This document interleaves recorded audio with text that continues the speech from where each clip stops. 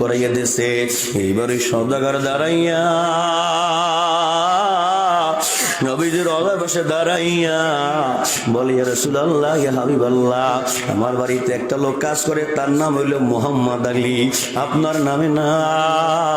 মোহাম্মদ আলী বড় গরিব, হজে আইতে মনে চায় কিন্তু টাকা নাই, আপনার কাছে সালাম পাঠাইছে, আপনি একটু সালামটা গ্রহণ করেন। আমার ভাইরা, আমার বন্ধুরা, সওদাগর তাকাইয়া দেখলো, নিজের কানে শুনতে পাইছে। সঙ্গে সঙ্গে আমার হায়াতুন নবী, জিন্দা নবী, দরদি নবী রওজার মধ্য থেকে সালামের উত্তর দিয়া দা। কি ব্যাপার?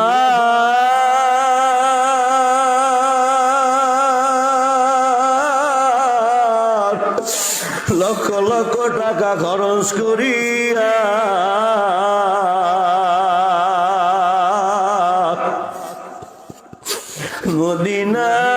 মদিনায় আসলাম রে, আমার সালামের জবাব নাই, আমার বাড়ির কাজের লোকের সালামের জবাব নবী দেয়। কিচ্ছু ভালো লাগে না, কি করবে? বাড়িতে ফিরছি, ছেলে যা বলছে তা ছেলের বুঝিয়ে দিতে সময় নাই। গাটি গুটি সব রাখা, ছেলের সঙ্গেও কোনো কথা নাই, মেয়ের সঙ্গেও কোনো কথা নাই, স্ত্রীর সঙ্গেও কোনো কথা নাই, কারোর সঙ্গে কোনো কথা নাই। কি ব্যাপার আব্বা এরকম হয়ে গেল কেন? আব্বা আপনার কি হয়েছে? বলে, সব পরে বলবো, আগে বলো আমার মোহাম্মদ আলী কো।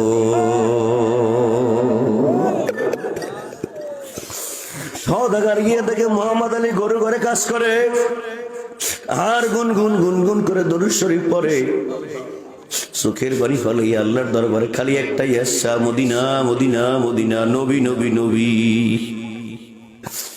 মোহাম্মদ আলী এদিকে আয়। সওদাগর, আপনি আসছেন? হ্যাঁ আসছি। আয়, তোর বুকটার সঙ্গে একটু বুকটা লাগাই। কেন বুক লাগাইবেন? পরে বলবো, একটু বুকটা লাগাই।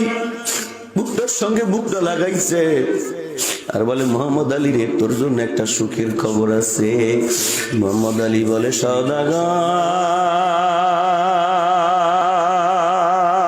সওদাগর কি খবর দিবা?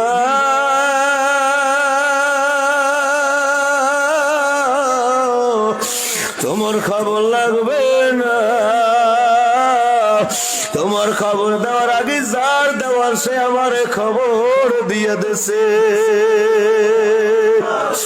ও সওদাগর, কি ব্যাপার, কি হয়েছে? আমি একদিন ঘুমন্ত ছিলাম, তখন আপনি হজে, আমার মনে হইবে ওই দিনই হয়তো আপনি নবীজি রওজার পাশে গেছেন।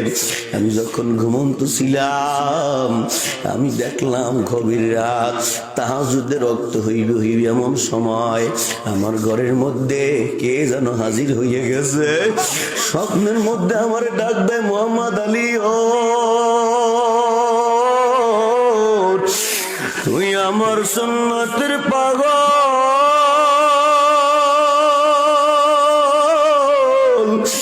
তুই আমার দরুদের পাগল,